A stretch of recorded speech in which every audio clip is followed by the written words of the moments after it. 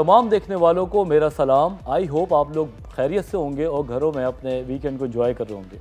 कुछ लोग खाने खा के एंजॉय करते हैं, कुछ लोग अपने दोस्तों के साथ जाके एंजॉय करते हैं और कुछ लोग अपनी फैमिली के साथ एंजॉय करते हैं। लेकिन संडे ख़त्म हो रहा है और कल से दोबारा वर्किंग डेज स्टार्ट होंगे, तो अपनी सारी तैयारियां करें और एनर्जी के साथ कल के दिन का आगाज़ करें, क्योंकि काम में दिल लगाना बहुत ज़रूरी है।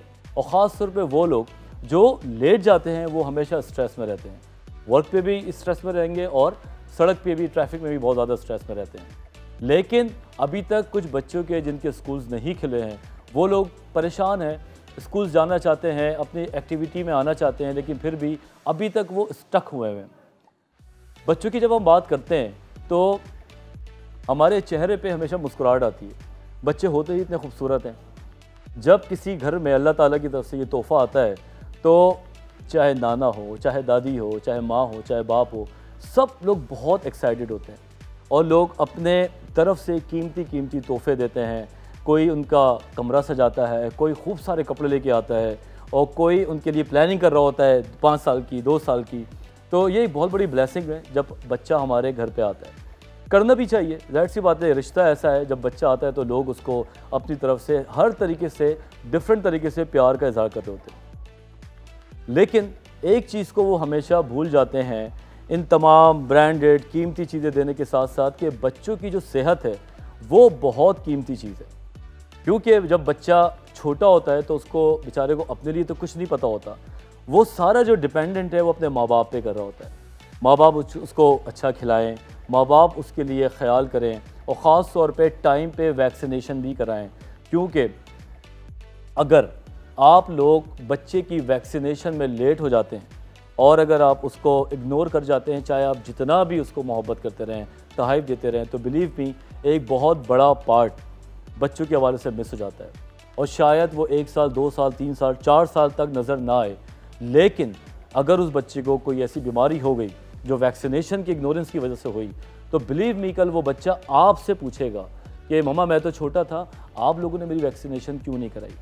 तो मेरा ख्याल से ये तमाम चीज़ें मिल बांट की होती हैं, शॉपिंग भी करें, सब कुछ करें। हमारे पाकिस्तान के तो रिवाज भी बड़े मज़े के हैं कि हम लोग मिल बांट के तमाम चीज़ों को एंजॉय करते हैं, एक दूसरे के साथ खुश होते हैं, तो फिर वो खुशी जब शेयर होती है तो वो बहुत ज़्यादा दुबाला हो जाती है।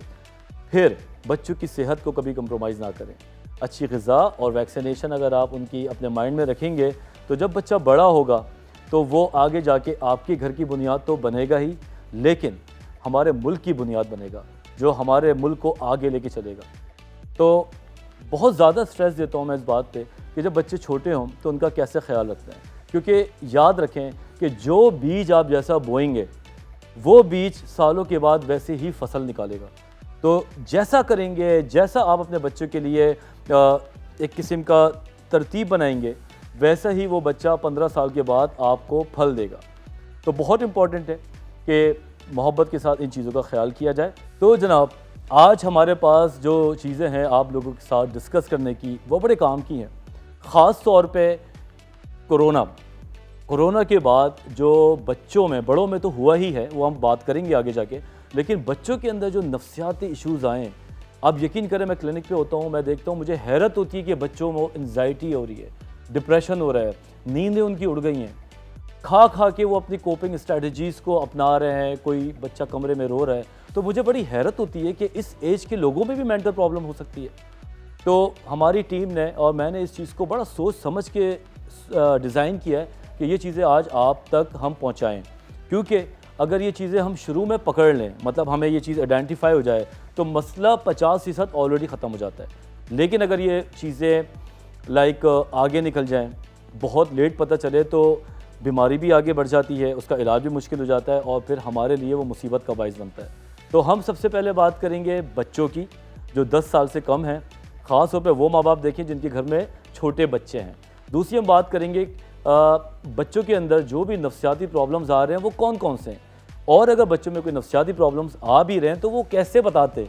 वो ये थोड़ी बोलेंगे कि मैं डिप्रेस हूँ, वो ये थोड़ी बताएंगे कि मैं एंजाइटी का शिकार हूँ। यहाँ तक कि हम बड़े भी अपनी उन चीज़ों को डॉक्टर को नहीं बता पा रहे होते, तो बच्चे कैसे बताएंगे। तो उनकी वो अलामातें जो डिप्रेशन, एंजाइटी या और चीज़ों में नज़र आएंगी, उनको भी ज़रा हम डिटेल में बात करेंगे। तो आई होप आप लोग हमारे साथ पूरे शो में जुड़े रहेंगे, कहीं नहीं जाएंगे, क्योंकि बिलीव मी ये 1 घंटा आपकी ज़िंदगी को बहुत बदल सकता है। वो चीज़ें जो आप लोग किताबों में पढ़ना चाहें वो चीज़ें हम आपको यहाँ पे इंटरव्यू के तौर पे बताएंगे और आपकी नॉलेज बढ़ेगी as a mother, as a father, uncle, जो भी आपके घर में रिश्ता है। तो फिर हम आपको बताएंगे, हमारे पास 2 गेस्ट हैं और दोनों की जो नॉलेज है कमाल की है। जब वो बात करते हैं तो ऐसा लगता है कि बस वो घोल के पिला रहे हैं। तो आप लोग हमारे साथ रहें। ब्रेक के बाद आपके साथ गेस्ट के साथ हाजिर होते हैं, कहीं नहीं जाइएगा।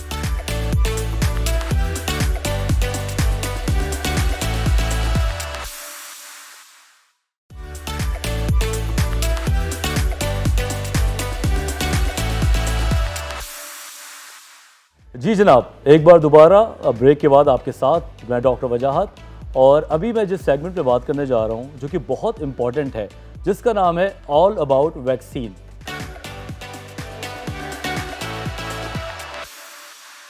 मेरे साथ जो आज गेस्ट हैं, जब मुझे पता चला कि ये गेस्ट आज मैं इनका इंटरव्यू लूँगा तो मेरे तो गूस बम्स स्टार्ट हो गए, क्योंकि आज से कुछ साल पहले जब मैं खुद डाओ में डॉक्टर बन रहा था तो फाइनल ईयर में मुझे पता चला कि मेरा वाइवा जो पढ़ा है वो मैडम DS अकरम के साथ पढ़ा है। तो सब डर गए, मैं भी डर गया कि अल्लाह खैर करे, अब तो फेल ही होना है। तो मैं थोड़ी सी बात आपसे शेयर करना चाहता हूँ। तो मैं इनके पास गया, वाइवा स्टार्ट हुआ मेरा, और मैडम ने एक एक्सरे शीट उठाई और मुझसे पूछा कि मार्क करें। तो वो पेंसिल जो है, वो पेंसिल घबराहट में मेरे हाथ से गिर गई। मैडम ने फिर मुझे दूसरी पेंसिल दी और फिर मैंने वो सही जगह मार्क किया, मेरा वाइवा स्टार्ट हुआ और वाइवा मेरा फिर वो पास हुआ और फिर मैं डॉक्टर बना। तो आज 10-15 साल के बाद वो मैडम मेरे सामने बैठी हैं और मैं इनका बहुत मशकूर हूँ कि इन्होंने अपने कीमती टाइम से हमारे लिए टाइम निकाला। आइए इनके साथ हम इंट्रोडक्शन करते हैं। मैडम डॉक्टर DS अकरम, अस्सलाम वालेकुम। वालेकुम सलाम। कैसी हैं मैडम? मुझे नहीं पता था कि आप इतने डरे हुए थे उस वक्त वाइवा देते हुए, बट बहुत खुशी हुई आपको दोबारा मिलने। Thank you so much. और सबसे बड़ी बात मैडम, आप तो बिल्कुल वैसी की वैसी हैं। बहुत शुक्रिया।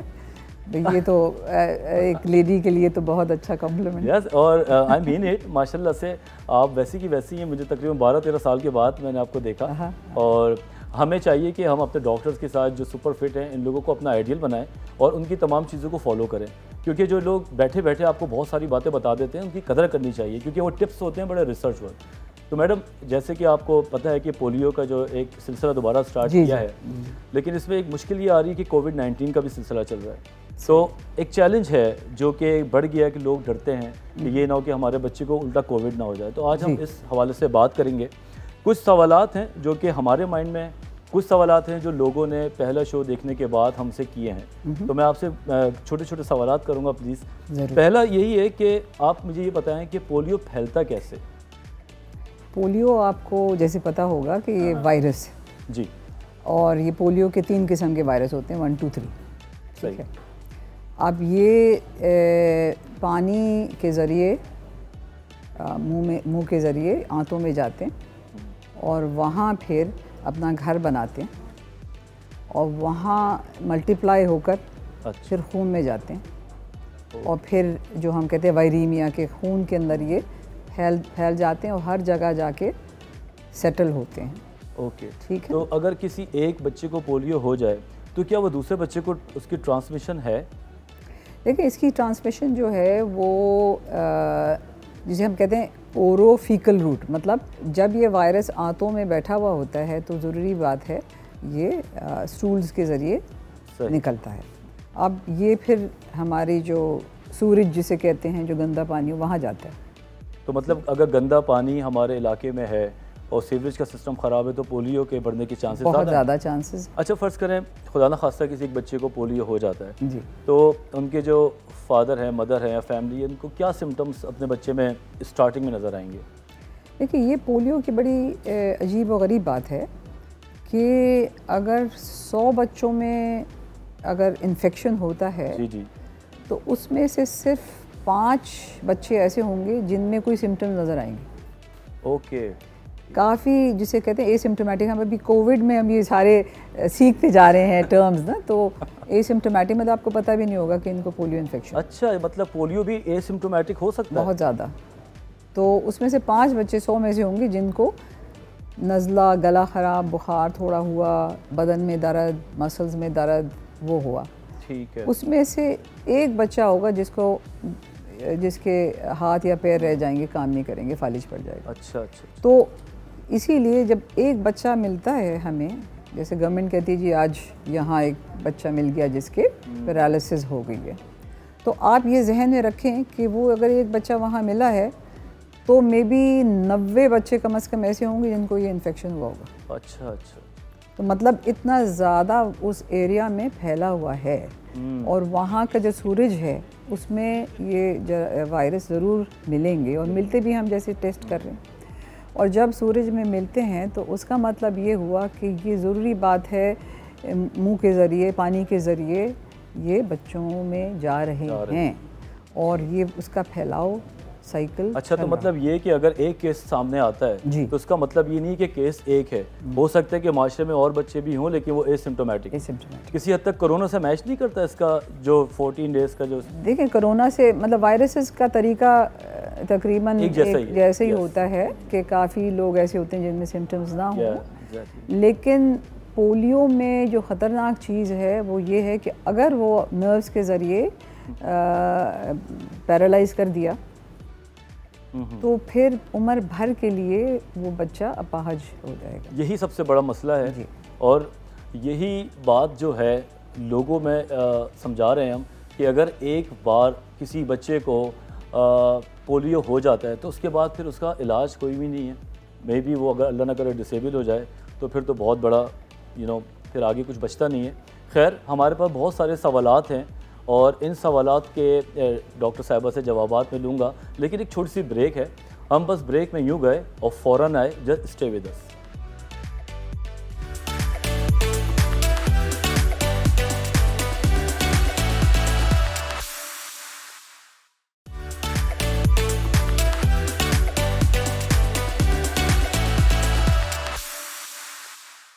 सवालात तो बहुत सारे हैं, लेकिन मैं ये सोच रहा हूँ कि कौन से सवालात सबसे ज़्यादा इम्पॉर्टेंट हैं हमारे लोगों तक पहुँचाने के लिए ये मुख्तसर टाइम के। अच्छा, मुझे ये बताइएगा मुख्तसरन कि ये एसिम्प्टोमेटिक भी क्या होता है? कुछ लोगों को शायद नहीं पता होता कि ये एसिम्प्टोमेटिक होता क्या है। जी, हम डॉक्टरों में बहुत बुरी आदत है जी कि हम ज़रा थोड़ा सा मेडिकल टर्म्स जो होते हैं वो इस्तेमाल करते हैं। हाँ जी। और जो देखने वाले हैं वो उनको पता उनको समझ नहीं आता कि हमने बात क्या कर दी। तो उसका मतलब ये होता है कि आपको इन्फेक्शन हुआ लेकिन उसके अलामात कुछ नहीं मालूम हुए, मतलब जरासीम आपके आंतों में है, वो फैल गए आपके खून में, लेकिन आप बीमार नहीं हुए, नज़र नहीं आया। इसे हम एसिम्प्टोमेटिक कहते हैं कि इन्फेक्शन होता है लेकिन उसके अलामात नहीं होती। एक सवाल ये है कि कितने टाइप्स की वैक्सीन्स हैं जो हम बच्चों को दे सकते हैं और कब से स्टार्ट करनी चाहिए और आखिरी वैक्सीन कब देनी चाहिए? ये बहुत आपने अहम सवाल किया, क्योंकि पोलियो भी जब ख़त्म होगा जब हम हमारे बच्चों को पूरी तरह वैक्सीनेट रूटीन में जैसे जो लगने चाहिए वैक्सीन वो सारे करवाएं, तो उससे उनकी इम्यूनिटी भी बढ़ती है, चूँकि बीमार नहीं होंगे, और फिर इम्यूनिटी बढ़ेगी तो पोलियो होने का भी ख़तरा कम होगा।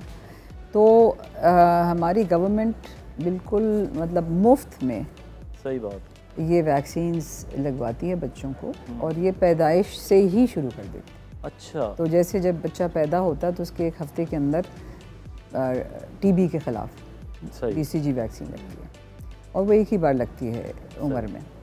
उसके साथ साथ पोलियो ड्रॉप्स भी हम दे देते हैं, क्योंकि पैदाइश के वक्त से बच्चे को पोलियो से हिफाजत हो। मतलब जब बच्चा दुनिया में आता है तो उसके तहाइफ लेने के साथ साथ उसके बिस्तर जो कमरे को सजाने के साथ साथ वैक्सीनेशन का भी भरपूर इंतज़ाम होना चाहिए। ये भी एक तोहफा ही है ना बच्चे के लिए। बिल्कुल, ये एक ऐसा तोहफा है जो अगर बाद में देखा जाए तो इससे बढ़ के कोई तोहफा नहीं। बिल्कुल। अच्छा, तो अब ये 6 हफ्ते का हुआ तो फिर हम उसे एक और वैक्सीन लगाते हैं, जैसे हम पेंटावेलेंट कहते हैं। पेंटा मतलब 5। उसमें 5 ख़तरनाक मर्ज़ इमराज़ के ख़िलाफ़ वैक्सीन होती है। उसमें जिसमें डिफ्थीरिया, टेटनस, खन्नाक, तशन्नुज, काली खांसी, पेटासिस, और हेपेटाइटिस B, जो कि बहुत ख़तरनाक काला यरकान जिसे कहते हैं, और हिप वैक्सीन होती है जो निमोनिया और गर्दन तोड़ बुखार से बचावट करती है। तो ये इस 5 वैक्सीन होती हैं, उसके साथ फिर पोलियो के कतरे मिलते हैं। ठीक है। और निमोनिया के ख़िलाफ़ एक और वैक्सीन दी जाती है। सही। फिर 10 हफ्ते में ये चीज़ें रिपीट होती हैं। उसके साथ एक और वैक्सीन दी जाती है जिसको रोटा वायरस की वैक्सीन, जो हिसाब की बीमारी होती है ना, डायरिया वगैरह होता है, उससे बचाव करती है। ठीक है। और फिर 14 हफ्ते में ये सारी चीज़ें रिपीट होती हैं। उसके साथ फिर हम एक इंजेक्शन के ज़रिए पोलियो का वैक्सीन भी देते हैं। अच्छा जी, ठीक है। जिसे IPV कहते हैं। ओके। ठीक है। फिर जब बच्चा 9 महीने का होता है तो खसरा के ख़िलाफ़। सही। और आजकल फिर खसरा के साथ साथ टाइफॉइड की वैक्सीन भी शुरू कर दी है। अगर ये सारी वैक्सीन टाइम पे लग जाएं, और एक और 15 महीने में भी खसरा की वैक्सीन लगती है, जो लगाना बहुत ज़रूरी है। बहुत ज़रूरी। ये मुकम्मल एक प्रोग्राम जिसको हम कहते हैं कि प्योर ये जनाब वैक्सीनेशन, रूटीन इम्यूनाइजेशन, पूरा बंडल हो गया। इम्यूनाइजेशन। बहुत बहुत शुक्रिया मैडम, जिस तरीके से सादा तरीके से आपने लोगों को समझाया है। आई होप कि लोगों को बेसिक कॉन्सेप्ट समझ आ जाएगा। जाने से पहले मैं चाहूँगा कि ऐसी फैमिलीज़ जो कि इस वैक्सीन के ख़िलाफ़ मिथ्स रखती हैं, जहन में उनके कुछ क्या कहना चाहेंगी उनको, प्लीज़ आप? देखिए, पोलियो का मर्ज़ ऐसा है कि अगर खुदा न खास्ता आपके बच्चे को खुदा न खास्ता ये मर्ज़ की वजह से पैरालिसिस या उसके एक हाथ या पैर रह जाए, अपाहिज हो जाए, तो उसकी पूरी ज़िंदगी ख़त्म हो गई। उसका कोई इलाज नहीं है। लेकिन ये सिंपल 2 कतरे देने से और जितनी बार आप रूटीन में भी पिलाएं, फिर कैंपेन में भी देने से बच्चा आपका बच जाएगा। ये एक आप तोहफ़ा दे रहे हैं, एक नेमत है जो आप अपने बच्चे को देकर उसकी ज़िंदगी को संवार सकते हैं और बेहतर बना सकते हैं। तो मेरा मैसेज यही है वालिदैन से कि जब भी कैंपेन हो, आपके पास पोलियो वर्कर आए जो कि एहतियात करके आएंगे अभी कोविड के ज़माने में, तो उनके साथ ताउन करें और हमारे मुल्क से और ये दुनिया से पोलियो के खात्मे में हाथ बढ़ाएं। Thank you so much madam, आपके टाइम का मैं फिर बोलूँगा एक बार शुक्रिया। और देखा आपने कि कितनी सादगी से हमने आप लोगों तक कुछ बातें बताई हैं। ख़ास तौर पे वो फैमिलीज़ जिनकी नई शादी होती है, पहला और दूसरा बच्चा होता है, वो ख़ुद चीज़ों को सीख रहे होते हैं, लेकिन उन तमाम चीज़ों में जो लर्निंग एक एबिलिटी आपकी बन रही होती है, उसमें अपने आने वाले बच्चों का ज़रूर ख्याल रखें, क्योंकि बाज़ औक़ात हम उन चीज़ों को भूल जाते हैं जो वक्ती तौर पे तो इतनी ख़तरनाक नहीं लग रही होती, लेकिन जब वो बाद में हमारे सामने खड़ी होती हैं तो एक ख़तरनाक बला की तरह खड़ी होती हैं। तो आई होप इस सेगमेंट से आप लोग को समझ आया होगा। तो फिर मैं दोबारा बोलूँगा कि पोलियो की कतरे पिलाना ना भूलें। इसके बाद हमारे पास जो गेस्ट हैं, आज पता नहीं सारे गेस्ट मेरे लिए बड़े मुश्किल हैं, क्योंकि वो मेरे उस्ताद भी हैं और मैं उनसे बहुत कुछ सीखता हूँ। और नफ्सियात की जब हम बात करते हैं तो एक ही नाम पाकिस्तान में दिमाग में आता है। तो आप लोग कहीं नहीं जाइएगा, ये मैं क्यूरियोसिटी छोड़ के जा रहा हूँ कि मेरे साथ कौन है।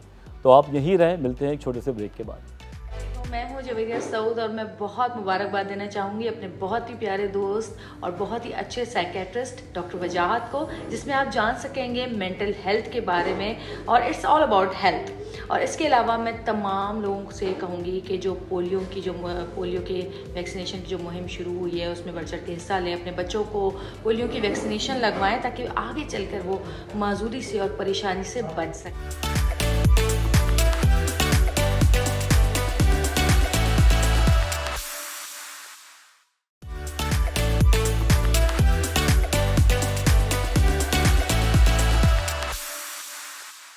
जी जनाब, एक बार दोबारा आपके साथ, और इस सेगमेंट का नाम है मेंटल हेल्थ। आइए देखते हैं।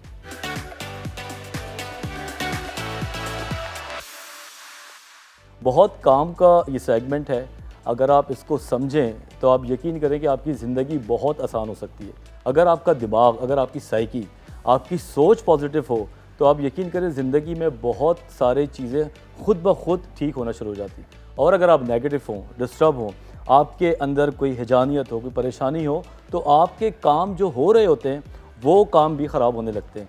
इसी हवाले से जो मेरे अगले गेस्ट हैं, मुझे समझ नहीं आ रहा कि मैं उनका तारुफ़ कैसे करूं। माशाल्लाह से जिन्ना हॉस्पिटल में साइकेट्रिक वार्ड के वो हेड ऑफ डिपार्टमेंट तो हैं ही, उसके साथ साथ JPMC के डीन हैं, साथ साथ college of physician and surgeon के डीन हैं, और उसके साथ साथ पाकिस्तान साइकेट्रिक सोसाइटी उनके भी डीन हैं। अस्सलाम वालेकुम डॉक्टर साहब। वालेकुम सलाम। डॉक्टर साहब, ये मतलब ये सारी चीज़ें आप क्या करते हैं डॉक्टर साहब, क्या राज है इन चीज़ों का? सबसे पहले तो मैं इस बात खुशी है कि आप लोगों ने ये प्रोग्राम मेंटल हेल्थ पे रखा। Mental health is basically the corner stone of health, यानी ये सेहत का सतून है, इसके बगैर सेहत अधूरी है। सर, इतना टाइम आपने साइकेट्री में गुजारा और मैं देखता हूँ कि आप चलती फिरती एक किताब हैं, हर जगह पे आप बात करते हैं, वो तालीम से भरी हुई होती है। अगर हम बच्चों की बात करें तो जो ये आखिरी 10 साल गुजरे हैं, जिसमें आप स्क्रीन टाइम कह लें या मोबाइल सिस्टम कह लें, ये आखिरी 10 सालों में बच्चों की मेंटल कंडीशन क्या आपने देखी है?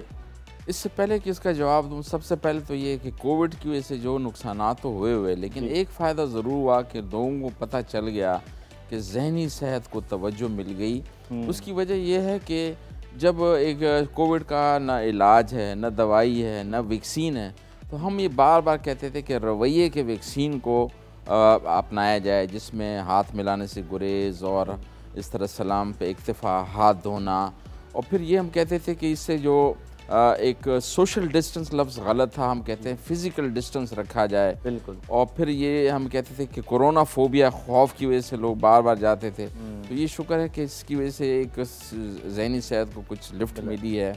हमने इस सिलसिले में मिनिस्ट्री से भी बात की है। जहाँ तक बच्चों की नफ्सियात की बात है, पाकिस्तान की ज़्यादातर आबादी बच्चों पे मुश्तमिल है। Pakistan is a young nation.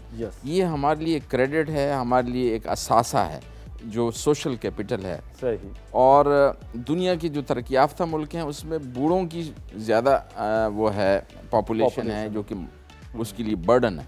सही।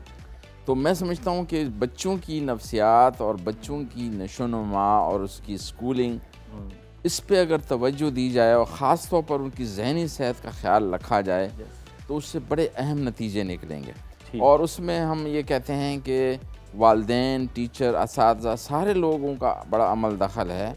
एक बात जो मैं ख़ास तौर पर बताना चाहता हूँ वो ये है कि बच्चों को जो है इस कंपटीशन में ना डाला जाए कि वो सिर्फ high marks is not a criteria of success. Okay. बल्कि अब सिंगापुर में तो बच्चों को ये पढ़ाते हैं कि खुश रहना कैसे सीखें, आप इक्तिफा हर चीज़ पे जो है कनात पसंद कैसे बने। तो सर, कौन सी वो बीमारियां हैं जो इन बच्चों में आपको नज़र आती हैं, और अगर फैमिली देख रही हो तो उन फैमिली के लिए वार्निंग साइंस हैं कुछ, इसमें क्या क्या नज़र आएंगे? सबसे पहले तो ये बच्चे को ज़्यादातर जो है हमारे मुल्क में हाइपर काइनेटिक डिसऑर्डर, जिसमें बच्चे में बहुत ही बेचैन और तंग कर रहा होता है, तो उसके साथ साथ ऑटिज़म, जिसमें बिल्कुल ही किनारा कची इख्तियार कर लेता है, जहनी पसमानदगी का बड़ा वो है, और साथ साथ इमोशनल डिसऑर्डर जो है, जिसमें उसमें उदासी। अच्छा, बच्चे डायरेक्ट आके ये नहीं कहेंगे कि मेरी तबीयत उदास है, उसकी अलामात कुछ ऐसे हो सकती हैं कि ग़िज़ा में दिलचस्पी नहीं ले रहा है, पहले जिस ग़िज़ा को पसंद करता था,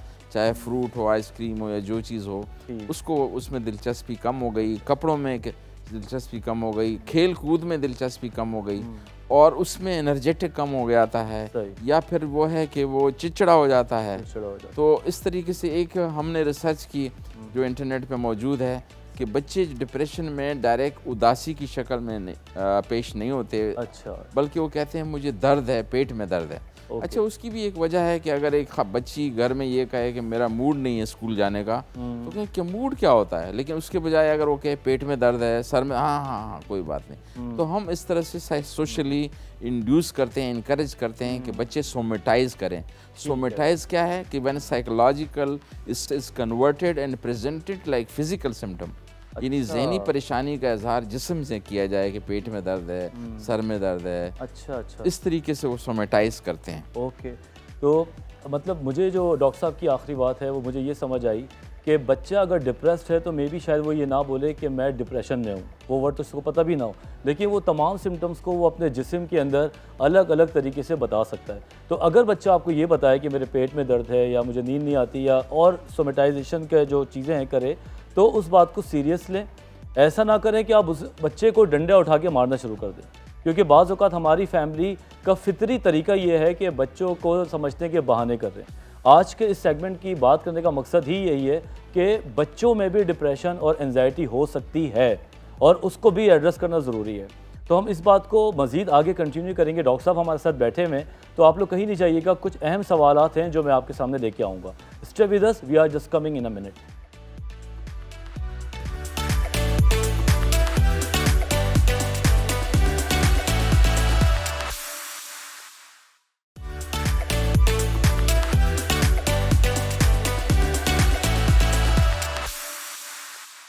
हाँ जी, तो एक बार फिर हम आपके साथ हैं। एक बात मैं अभी बता दूं कि प्रोग्राम के आखिरी में हमारे पास एक लाइफ सेविंग हैक्स है, जो कि मैं चाहूँगा कि आप लोग ज़रूर देखें। हर घर का मसला है और वो क्या होता है, उसका क्या तरीका है, उसको क्या ट्रीटमेंट है, हम आपको उसके बाद बताएंगे। और इस वक्त हम वापस डॉक्टर साहब के पास जाएंगे। हम बड़ी इंपॉर्टेंट बात कर रहे थे, डिप्रेशन और एंजाइटी। सर, डिप्रेशन और एंजाइटी का बच्चा है, क्या कहेगा अपने माँ बाप को? दरअसल सबसे पहले तो ये है कि बच्चे खामोशी इख्तियार करते हैं। ठीक है। उसको कम्युनिकेशन स्किल होती है। उसकी वजह शायद ये है कि वालिदैन बच्चों को इनकरेज नहीं करते कि उस कम्युनिकेशन गैप को ख़त्म करने के लिए ज़रूरी है कि बच्चे के हर उस सवाल को हम सुने गौर से, चाहे वो बहुत ही सादा हो या इनअप्रोप्रिएट हो, लेकिन ये है कि उसको सुनना ज़रूरी है, वरना बच्चे में खोज लगाने की सलाहियत ख़त्म हो जाती है। ठीक। इसकी मिसाल ऐसी है कि अगर हम जिस तरह न्यूटन के दौर में था कि जो है energy can not be created, can not be destroyed, change from one form to another. अब आइंस्टाइन आए कि नहीं, energy can be created when you move mass with this velocity. तो बात यह है कि बच्चा अगर सादा सा सवाल पूछ रहा है एक डगर से हटकर, तो वो खोज लगा रहा है, तो आगे चलकर उसमें रिसर्च की सलाहियत बढ़ती है। तो लिहाजा हमें जो है बच्चों को कम्युनिकेशन का बताना चाहिए, और वरना आगे चलकर बड़े होके भी वो नहीं बता पाते हैं। हमारे यहाँ रिवाज ये, किसी से भी पूछें क्या हाल है, सबके यहाँ खैरियत है, हालांकि अंदर से जल रहा होगा। कहते यही है कि सबसे ज़्यादा झूठ क्या हो रहता है कि आई एम फाइन। हमारे यहाँ आप चेहरा क्यों उतरा हुआ है, कुछ नहीं। अच्छा, ख़त भी लिखेंगे तो यहाँ पे लिखेंगे यहाँ पर सब खैरियत है और आपकी खैरियत खुदावंद करीम से नेक चाहता हूँ, वो भी कह देता है मैं खैरियत से, और दीगर हवाले के फ़लाँ मर गया, ऊपर कह दिया खैरियत है, तो रिवाजी हो जाते हैं। तो लिहाजा बच्चों की सुने, उसके रवैयों को देखा जाए कि वो खा रहा है, सो रहा है, पूरा नहीं है, परेशान है, मुंह लटका हुआ है, इस तरीके से वो इजहार करते हैं। तो हमें उसमें देखना चाहिए कि अगर उसमें स्लोनेस है तो हम कहते हैं ये डिप्रेशन हो सकता है, और वो घबराहट, बेचैन है, रेस्टलेस है, तो हम कहते हैं ये एंग्जाइटी डिसऑर्डर। ठीक है सर, एंजाइटी की बात करेंगे। फ़र्ज़ करें कोई बच्चा है जो कि माँ बाप को ऐसा लग रहा है कि ये नॉर्मल नहीं है, कोई मसला आ रहा है, तो कौन सी वो 2-3 ऐसी साइंस हैं कि जिनको देख के डॉक्टर के पास लेके जाएं, ऐसा ना हो कि लेट हो जाए और बीमारी बढ़ जाए? सबसे पहले तो यही है कि उसकी नींद में, उसके खाने में, पहनने में, और इसके अलावा फ़िज़िकल एक्टिविटी यानी स्पोर्ट्स वगैरह, खेल कूद में अगर वो हिस्सा भरपूर तरीके से नहीं ले रहा है, और अगर वो स्कूल में पढ़ रहा है तो उसकी परफॉर्मेंस ख़राब हो जाती है, तो हम समझते हैं कि ये अब इसको जो है रुजू करना चाहिए। और दूसरी बात ये कि उस इंतज़ार में न रहें कि बहुत जब मसला गंभीर हो जाए तब रुजू किया जाए। कहा जाता है कि prevention is better than cure. तो हमें उस बच्चे के अंदर सेहत का फ़रोग़ करना है, लिहाजा अगर इनकी पढ़ाई में, साथ में खेल कूद में, ग़िज़ा में, नींद में और दिलचस्पियों में कमी आ जाए तो हम समझते हैं कि उसको रुजू करना चाहिए। सर, इसी के मुतालिक मेरा अगला सवाल है कि एक बच्चा है, बड़ा हो रहा है, सेहतमंद हो रहा है, तो वो कौन से ऐसी 2-3 चीज़ें हैं जो बच्चे की नशोनुमा में, उसके कद के, उसके जिस्म में हेल्प करती है? वो कौन सी ऐसी एक्टिविटीज़ हैं? हाँ, सबसे पहले तो यही है कि मुतवाज़न ग़िज़ा पहले नंबर पे है। अच्छा। आजकल जो एडवर्टीज़मेंट की वजह से रिफ़ाइन ग़िज़ाएँ हैं, उससे बेहतर है कि सादा और बैलेंस डाइट ली जाए, जिसमें निशास्ता, जिसमें कार्बोहाइड्रेट, प्रोटीन, उसका वो बहुत ज़रूरी है, और साथ साथ पानी। उसके साथ साथ हम कहते हैं पूरी नींद, वो भी रात की। ये होनी है कि 12:30 के बाद अगर हम सोएंगे तो हम क्वालिटी स्लीप नहीं मिलेगी। बेहतर स्लीप जो है 10 से लेके 6 के दरमियान में 1 घंटा बराबर है 2 घंटे के। तो लिहाजा रात की भरपूर नींद 8 घंटे। अच्छा, वो भी उम्र पे मुनसर है। बच्चों में जो है इन्फेंट्स में 16 घंटे नींद है, और एडोलेसेंस में यानी सने बलोगत में 12 घंटे, और एडल्ट के लिए 8 घंटे है, और बूढ़ों के लिए 5-6 घंटे है। तो रात की जो नींद है उसका निमल बदल कुछ नहीं। तो नींद, मुतवाज़न ग़िज़ा, वर्जिश, और फिर इबादत भी फिजिकल एक्टिविटी भी है उसमें, एक्सरसाइज की और रिलैक्स भी होता है, और साथ साथ पढ़ाई भी दरमियानी। बिल्कुल। तो और सबसे अहम बात यह है कि स्क्रीन टाइम रैशनल मुतवाज़न होना चाहिए, मंतकी होना चाहिए। ये नहीं है कि रात को पैकेज लिया हुआ है उस पर, यही प्रॉब्लम है सबसे ज़्यादा, जिसकी वजह से ब्लू लाइट निकलती है, जिसकी वजह से नींद ख़राब हो जाती है। दिमाग में घड़ी है जिसको हम बायोलॉजिकल क्लॉक कहते हैं, वो इस ब्लू लाइट से ख़राब हो जाती है। तो लिहाजा अगर हम चाहते हैं कि ये जो है गैर ज़रूरी किस्म का मोबाइल इस्तेमाल नहीं करना। तो डॉक्टर साहब बहुत बहुत शुक्रिया। आप मुझसे वादा करें कि एक बार फिर, बल्कि बार बार आप आएंगे और मेरे शो की इज़्ज़त बख्शेंगे। इंशाल्लाह हाज़िर होंगे, और बड़ी खुशी हुई इस प्रोग्राम में आकर। So nice officer. तो अब इसी के साथ हम अपने फेवरेट सेगमेंट की तरफ चलते हैं, जिसका नाम है लाइफ सेविंग हैक्स। अमूमन हम घर में रहते हैं तो हमारे साथ छोटे मोटे हादसे तो होते रहते हैं, जिसमें सबसे ज़्यादा जो मैंने देखा है उसमें या तो आपका हाथ जल जाए, या उंगली जल जाए, या गर्म पानी आपके ऊपर गिर जाए, या किसी वजह से घर में आग लग जाए खुदा न खास्ता, तो हमारे जो बॉडी है वो जल सकती है।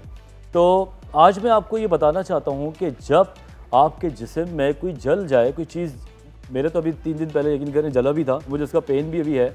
तो बहरहाल अगर कोई चीज़ आपकी जल जाए तो आपने करना क्या है और क्या नहीं करना है। सबसे पहले अगर आपकी स्किन यहाँ से जली हुई है तो आपने उसको रब नहीं करना है। अमूमन लोग कहते हैं कि अगर कोई ब्लिस्टर बन जाए, कोई छाला बन जाए, तो उस छाले को फाड़ने के लिए वो पढ़ने लगते हैं। कभी भी उस छाले को नहीं फाड़ना है। हमेशा याद रखें कि अंदर की स्किन जब बाहर आएगी तो ऑटोमेटिकली वो फट जाएगा। अगर आप उसने उसको कच्चा छाला फाड़ा तो उसके अंदर इन्फेक्शन होने के बहुत चांस होंगे। आप उसको नॉर्मल पानी में उसको आप धो सकते हैं, जब तक आप अपना हाथ वहाँ पे रख सकते हैं जली हुई जगह, जब तक उस जगह की उस ठंडक का एहसास ना हो जाए या तकलीफ़ कम ना हो जाए। 10 मिनट भी हो सकता है, 15 मिनट भी हो सकता है, लेकिन जल्दबाजी ना करें। दूसरी बात, कोई इतना बड़ा मसला नहीं है घर के अंदर फर्स्ट एड बॉक्स रखना, कोई इतनी बड़ी चीज़ नहीं है। हम स्टोर पे जाते हैं, ज़माने की चीज़ें ख़रीदते हैं, तो एक फ़र्स्ट एड बॉक्स हो जिसके अंदर हो एंटीबायोटिक ऑइंटमेंट। थोड़ा सा ट्रेडिशनल बात है लेकिन बहुत काम की है। वो ऑइंटमेंट रखें। अगर कहीं पे आपको जलन हो या जल जाए तो आपने उस जगह को वॉश करना है, और वॉश करने के बाद आपने उसको दूर से ऑइंटमेंट का एक समझ लें कि पी, जो एक किसी का पी लाइक एक छोटा सा डॉट है, वो डाल के उसको रब करना है, और उसके ऊपर कॉटन का नॉन स्टिकी गॉज रख देना है, ठीक। और उसको दोबारा टच नहीं करना या उसके ऊपर टाइट पट्टी नहीं बांधना। इसी के साथ आज का शो हम इख्तिताम की तरफ लेके जाते हैं, और इंस्टाग्राम पे हमारा पेज है, वहाँ पे आप हमें लाइक करें और अपने क्वेश्चंस शेयर करें, क्योंकि आप लोगों के सवालात आएंगे तो फिर उनके जवाब देने में हमें भी बहुत अच्छा लगेगा। तो नेक्स्ट संडे तक के लिए हम आपसे इजाज़त चाहते हैं। अपना फीडबैक हमें देना ना भूलिएगा। जब तक के लिए खुदा हाफ़िज़।